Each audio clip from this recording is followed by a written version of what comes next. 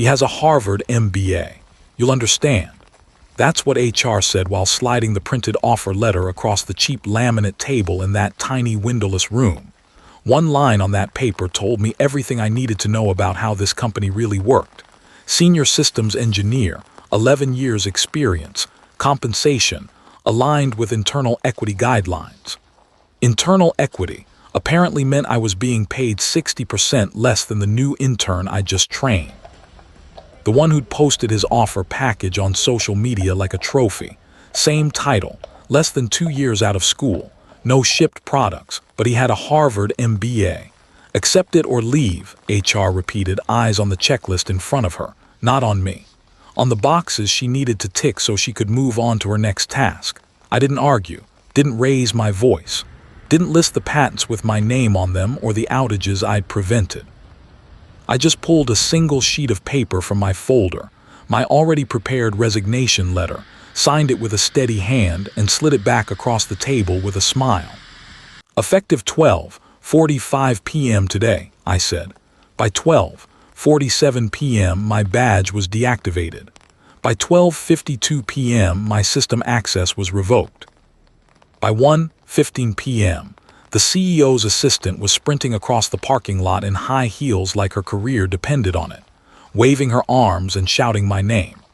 By 3:00 p.m., 9 people from that internal equity committee were sitting in a boardroom staring at a projected incident report that started with my resignation timestamp and ended with the words, catastrophic production outage, estimated revenue impact, $47 million. But I'm getting ahead of myself. Let me back up and tell you how a quiet, underpaid engineer became the most expensive line item in his company's history by simply walking away. Before that, if you like stories where people who actually know how things work teach very painful lessons to those who don't, hit that subscribe button. There's a lot more coming, and you don't want to miss the part where a single signed letter costs an entire executive team their annual bonuses. My name is Daniel Rhodes. Most people at work just called me Rhodes because there were always at least 3 Daniels in every engineering org. I'm 45 years old. I've spent the last 20 years keeping critical systems from falling over at the worst possible times. I didn't come up the fancy way. No Ivy League crest on my diploma. I got my degree from a state school you've probably never heard of unless you grew up within 50 miles of it. Before that, I spent 4 years in the Navy keeping radar and communications equipment online on a destroyer that had seen better days. I learned how to work in cramped spaces, on no sleep, with hardware that didn't care whether you were tired or underpaid. You fix it or the mission fails. Simple as that. After the Navy, I bounced through a couple of small shops before landing at Altera Systems, a mid-sized SaaS company that, like to say it, powered modern commerce. What that actually meant was that thousands of retailers depended on us to process their online transactions, synchronize inventory, and keep their point-of-sale systems talking to the cloud. If we went down, stores couldn't ring up sales, websites couldn't take orders, and very expensive executives started getting very loud phone calls. I joined as a mid-level back-end engineer 11 years ago. Back then, the company was smaller, scrappier, and still run by the 2 founders who cared more about uptime than stock price. We had a monolith nobody wanted to admit was a monolith, a handful of brittle cron jobs running critical processes, and a database that struggled every Black Friday. I made myself useful. I volunteered for on-call rotations nobody wanted, took the gnarly incident tickets that sat unloved in the queue, learned every system, every integration, every weird edge case our original engineers had coded at 3 in the morning 5 years earlier. People started saying, "Ask Rhodes, he'll know." At first it was a joke. Later it became procedure. I still have the email from my first big incident, a regional outage that took down half our East Coast clients on a Saturday night. We were losing tens of thousands of dollars a minute in SLA penalties. I'd been at the company less than a year. I found the problem, a quietly failing message queue that everyone assumed just worked, and brought the system back before the weekend ended. The founder sent a one-line email, "Good work. Customers didn't even know we almost fell apart. That was the job. Do what it took so customers never saw the chaos behind the stable interface. Over the years, my responsibilities shifted. I moved from back-end engineer to staff engineer to systems reliability lead, though HR always found ways to name the role just shy of the pay grade that would force them to update their comp bands. None of that mattered to me as long as I controlled the levers that kept the place running safely. I built the incident response playbooks, designed the monitoring dashboards, wrote the runbooks that junior engineers used when things went sideways at 3 in the morning. I learned all the failure modes not from simulations, but from actual outages. The time AWS changed a behavior without telling anyone. The time a partner's API started rate limiting us right before a major holiday. The time someone from finance tested a new billing script in production. I kept records, not because I was planning something, but because it was how my brain worked. Logs, timelines, root cause analyses. Pattern after pattern. What failed, why it failed, what had been ignored before it failed. Then Altera got serious about growth.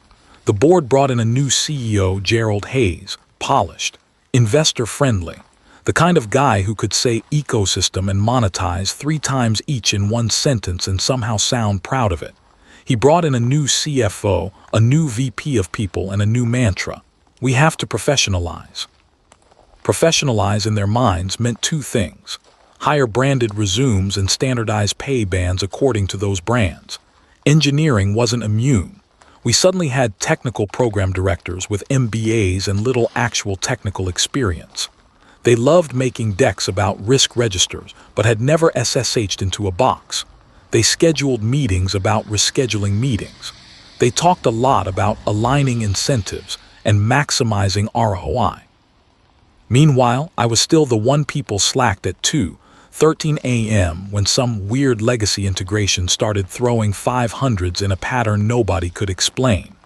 The first real sign of where things were heading came when we opened a formal leadership development program. It was targeted at early career high-potential talent. Translation: new grads from brand-name schools. They got rotational experiences, executive visibility, and starting comp packages that made the older engineers quietly compare pay stubs. One of them was a kid named Tyler Brennan, 24, Harvard MBA plus a rushed computer science minor squeezed in between case competitions. Smart in the way people who do well on structured exams are smart. He'd interned at a big-name consulting firm and had slides to prove it. They gave him the title Product Strategy Associate to start. Within 6 months, they changed it to Product Strategy Manager. Within 9, Director of Strategic Programs. He had direct access to the CEO. He also had direct access to systems he didn't understand because someone decided it would be empowering for him to own key cross-functional initiatives. One afternoon, Tyler posted an internal memo comparing legacy engineering talent compensation to market competitive ranges for strategic contributors. He'd anonymized the data, but anonymization only works if the samples aren't obvious. It was obvious. That's when I saw it in writing. My total compensation, 11 years in, was barely higher than what the new leadership program hires were getting at their starting salary. Tyler in particular, the one assigned to learn from me, was making 60% more. I didn't confront anyone, not yet. I did something more dangerous. I started taking notes. The real shove came 3 months later in that HR room. "Daniel," said the HR business partner, a woman named Kirsten Walsh who always seemed 2 Slack messages away from burnout, "we've completed our annual compensation review. We're bringing you in line with internal equity guidelines." She slid the paper across to me. My adjustment was 2%. "Internal equity guidelines?" I asked, though I already knew. She forced herself to meet my eyes. "We have to maintain fairness across the organization. The new hires in the leadership track have certain credentials, Harvard MBAs," I said. She hesitated, then nodded. "You'll understand, their market value is different. And mine. You've been here 11 years, you have stability, institutional knowledge. And 60% of their pay." Daniel, she said, dropping the corporate tone for a moment, I'm being as honest as I can be. If this isn't acceptable, your options are to accept it or leave. My options. Accept being treated as a cost to be minimized or leave. I'd anticipated this conversation. I pulled a sheet of paper from my folder and placed it where the offer letter had been. I choose leave, I said, signing my name. Effective 12:45 p.m. today. Kirsten stared at the resignation letter like it was a live grenade. You don't have to decide right now, she said quickly. Think about it. Talk to your manager. We can revisit this. No, I said. We can't. You just told me exactly how the company values me. I believe you. Her shoulders slumped. HR people always get put between bad policies and pissed off employees and are expected to make everyone feel good about it. Will you at least finish the current quarter? She asked. Hand off your projects, I smiled, and for the first time in months it felt genuine. My projects are already documented. My runbooks are up to date. My resignation is effective today. At 12:45 p.m. my badge deactivated. I packed my 2 desk plants, my coffee mug, my external keyboard, and the notebook that mattered more than all of them, my personal incident log. 11 years of outages, root causes, undocumented quirks, and if this ever happens again, do this first entries. Patterns that never made it into JIRA because JIRA was for what we wanted to believe was true, not what the systems had actually taught us. I walked through the open plan engineering floor, nodded at people who suddenly found their monitors very interesting, and took the elevator down to the lobby. At 12:47 p.m. my Slack account went dark. At 12:52 p.m. my email bounced. At 12:58 p.m. the first outage hit. I didn't see it from inside. I saw it the way any customer would, through public status pages. Altera's status dashboard, which I designed after an especially nasty incident 3 years earlier, updated with a yellow banner, investigating elevated error rates for transactional services.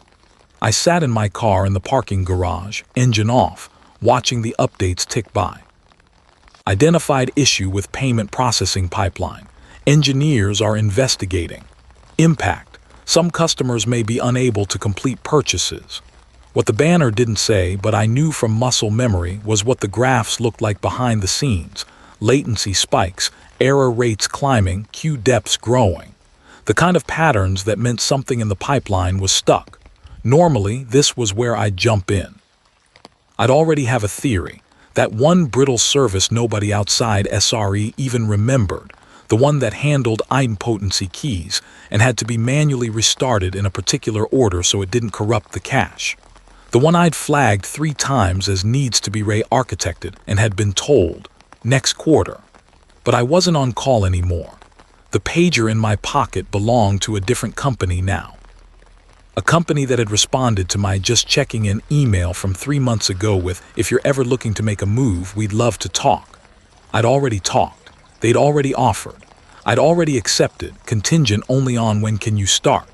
So at 1:05 p.m. I forwarded my signed offer letter to my personal email, looked once more at Altera's trembling status page, and put my car in reverse.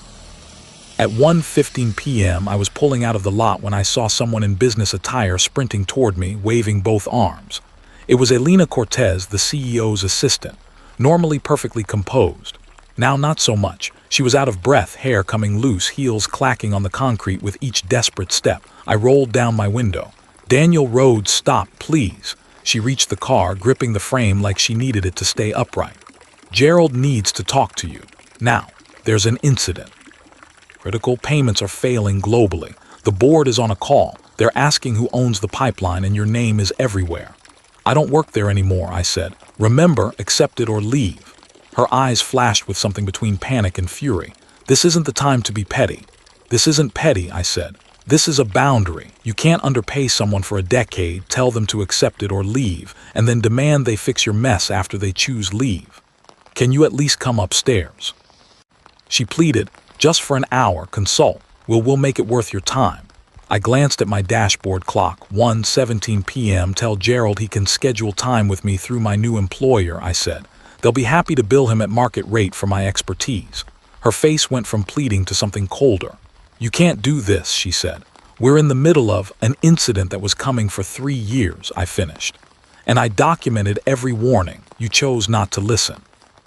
Now the system is teaching you what my slide decks couldn't. I rolled up my window and drove away. At 1:22 p.m., Altera's status page turned red. Major outage, payment processing unavailable for most customers. We are working to resolve the issue as quickly as possible. At 1:30 p.m., my phone buzzed with a message from an old colleague on my personal number. Whatever you just did good for you. They're freaking out. Gerald just yelled, "How did we let the only guy who understands this leave over a comp band?" I didn't respond. By 2:00 p.m., the outage was trending on social media. Screenshots of broken checkout flows. Retailers complaining about our payment provider without naming names. Devs joking about move fast and break revenue. By 2:30 p.m., the first news outlet picked it up. Altera systems experiencing major outage, impacting online transactions across multiple retailers. By 3:00 p.m., 9 people were in a room with the board and legal. The CEO, the CFO, the VP of People, the SVP of Engineering, the head of SRE, Tyler Brennan, Kirsten from HR, the general counsel, and someone from investor relations who looked like they wished they'd called in sick. I know this because one of the engineers still on my side forwarded me the meeting notes afterward. They read like a disaster movie script. 3:02 p.m. emergency board call. Gerald Hayes opened with the kind of calm that comes right before a storm. We have a critical production outage affecting payment processing. Estimated revenue loss is currently $47 million and climbing. I need to understand what happened and why we weren't prepared. The SVP of Engineering, a guy named Lawrence Polk who'd been promoted from a VP role at a company that had later gone bankrupt, tried to deflect. We're experiencing an unexpected failure in our transaction pipeline. The team is working around the clock. Who on the team? Interrupted one of the board members, Patricia Volkov, who'd made her fortune in enterprise software and didn't suffer fools. Give me names. Lawrence hesitated. Well, we have our SRE lead, Jordan Park, and several senior engineers coordinating the response. Where's Rhodes? Patricia asked. The room went silent. Rhodes resigned this morning, Kirsten said quietly, effective immediately. Resigned or was forced out? Patricia's voice was sharp. He resigned, Kirsten repeated. His compensation adjustment didn't meet his expectations. What adjustment? 2%. Patricia's laugh was cold.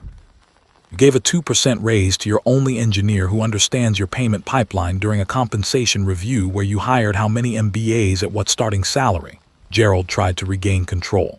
Let's focus on recovery first. We can address personnel decisions later. Lawrence, what's the current status? Lawrence pulled up his laptop. We've identified that the idempotency service is in a failure state. We're attempting to restart it, but we're encountering cache corruption issues. What's the restart procedure? We're working on that. You don't have a runbook, Patricia sounded incredulous. We have documentation, Lawrence said defensively, but the service has some undocumented dependencies that Rhodes apparently knew about. Apparently, he built the system. Another board member spoke up, a venture capital guy named Howard Sims. Let me make sure I understand this.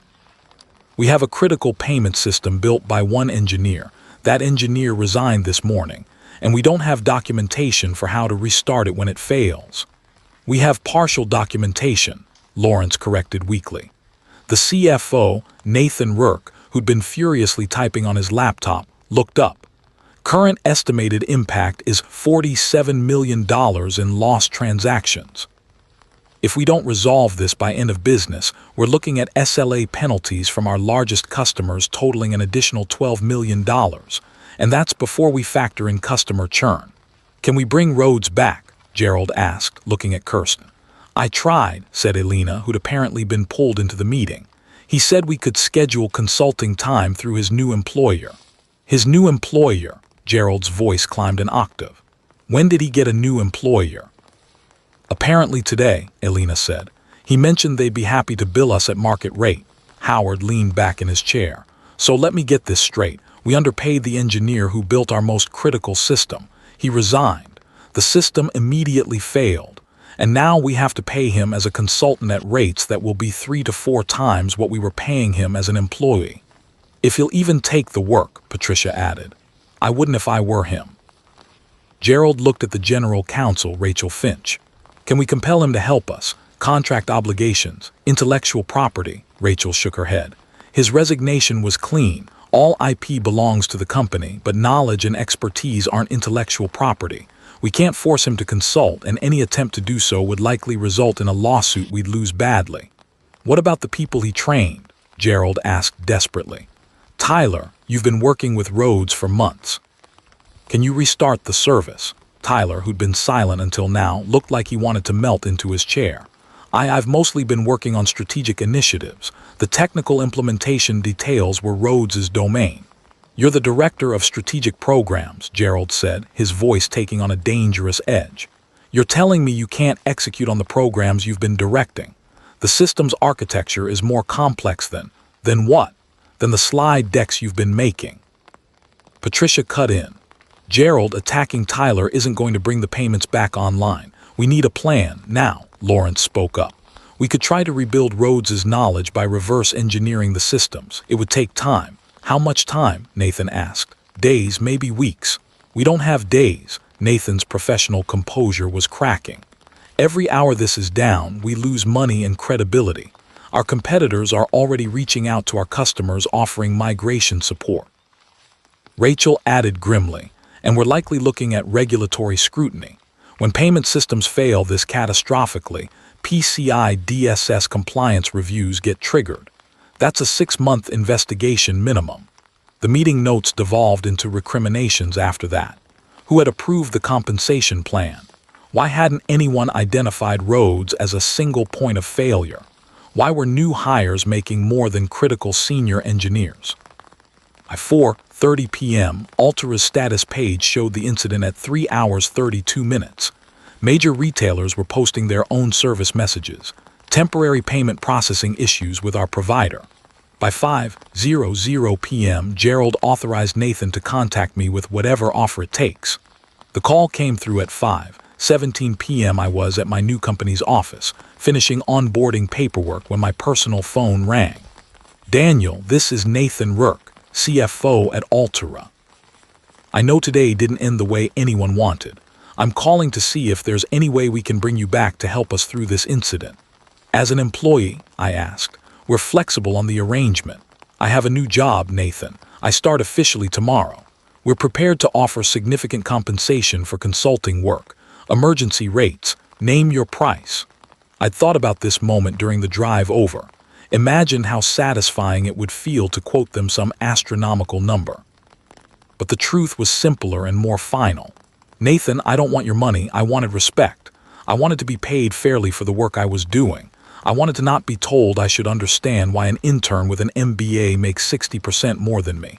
You had 11 years to get that right. You chose not to. Daniel, I understand you're upset. I'm not upset, I said. I'm done. Your system is failing because you treated the person maintaining it as disposable. That's not my problem anymore. That's the lesson. We're losing millions of dollars by the hour. You were losing my expertise by the hour for years. You just didn't notice because I kept fixing things quietly. Now you notice. That's not on me. I hung up. By 6:00 p.m., Altera's engineering team had managed a partial recovery. They'd gotten the payment system back online, but it was unstable. The monitoring dashboards I'd built were lighting up with warnings about degraded performance and elevated error rates. They'd fixed the symptom, not the disease. By 8:00 p.m., the system crashed again. This time, it took down not just payments, but inventory synchronization. Retailers couldn't update stock levels. E-commerce sites showed items as available that were actually sold out. Customer service lines melted under the load. Gerald authorized Nathan to try me again. This time the offer was even more desperate, $50,000 for a single day of consultation, just enough to get the system stable. I declined. My new employer's CEO, a woman named Dr. Sandra Acaffer, who'd built her company on the principle of actually valuing engineers, sent me a message that evening. Saw the news about Altera, that your old place, Want to talk about it? I gave her the brief version. The comp meeting, the resignation, the cascading failures. Her response, good for you for walking away. Want my advice? Don't go back, not even for consulting money. Some lessons are only learned the hard way, and they need to learn this one. By the end of the week, Altera's outage had cost them an estimated $73 million in lost revenue, SLA penalties, and emergency contractor fees. They'd brought in 3 different consulting firms to try to stabilize the payment infrastructure. None of them could fully document how the system worked because the person who built it was never interviewed by any of them. 2 weeks later, their largest customer, a national retail chain, announced they were migrating to a competitor. In their public statement, they cited concerns about infrastructure reliability and risk management. 3 more customers followed within the month. By the end of the quarter, Altera's stock had dropped 34%. The board forced Gerald Hayes to resign. Nathan Rourke stepped down to pursue other opportunities. The VP of People was reorganized out. Tyler Brennan quietly accepted a lateral move to a strategy role at a company in a completely different industry. Kirsten from HR sent me a LinkedIn message. You were right. I'm sorry we didn't listen. I'm leaving too. This place is toxic. 6 months later, I got a call from Patricia Volkov, the board member who'd asked the hard questions. She'd taken over as interim CEO while they searched for new leadership. Daniel, I want to apologize, not just for the company, but personally. I reviewed the comp decisions and the documentation you'd submitted over the years. You tried to warn us about single points of failure. You tried to explain why expertise matters more than credentials. We didn't listen because we wanted to believe there was a shortcut. There isn't. I appreciate that, I said. I also want to make you an offer. Not to come back as an employee, but to serve as a technical advisor to the board. Help us rebuild the engineering culture properly. We're implementing new policies, compensation transparency, technical career ladders that don't require management, and something we're calling critical expertise retention planning. We want to make sure we never lose institutional knowledge this catastrophically again. The offer was generous. The scope was interesting. Most importantly, it was respectful. I'll think about it, I said. I took the advisor role, not because I needed the money, but because I wanted to be part of building something better. Under Patricia's leadership, Altera rebuilt itself slowly. They hired a new CTO who actually understood systems architecture. They created a technical fellow track that paid senior engineers on par with executives. They documented everything. Most importantly, they learned to value the people who kept the lights on. 2 years later, I was having coffee with Jordan Park, the SRE lead who tried to hold things together during the crisis. They'd since promoted him to VP of Infrastructure. You know what the wildest part is, Jordan said. Tyler reached out last month asking if we had any openings. Said he'd learned a lot from his time in business development and wanted to get back into technical work. What did you tell him? That we had a role, but it required him to start as a senior engineer and work his way up by demonstrating technical competency. No shortcuts based on degrees. How'd he take that? He's starting next month. Took a 40% pay cut to get back into tech, but he seems genuinely committed to learning this time. I smiled. Some people do learn. Just usually not until the system teaches them the hard way. Later that evening, I pulled out the notebook I'd kept all those years. The incident log that documented every close call, every warning sign, every, we should fix that next quarter that never got fixed. I'd started a new notebook at my current company, but this old one still held lessons worth remembering. On the last page, I'd written something the day I resigned. Systems fail in predictable ways. People fail when they stop listening to the people who understand the systems. The only question is whether you learn before the failure or after. Altera learned after. It cost them $73 million, $3 executives, and a dozen major customers. All because someone decided that internal equity guidelines mattered more than keeping the person who actually understood the system happy enough to stay. The sweetest revenge wasn't demanding they pay me consulting rates. It wasn't watching executives lose their jobs. It was knowing that every time they looked at their newly documented systems, Every time they referenced their critical expertise retention planning, every time they promoted a technical expert to senior leadership, they were building on the foundation of a lesson I'd taught them by simply walking away.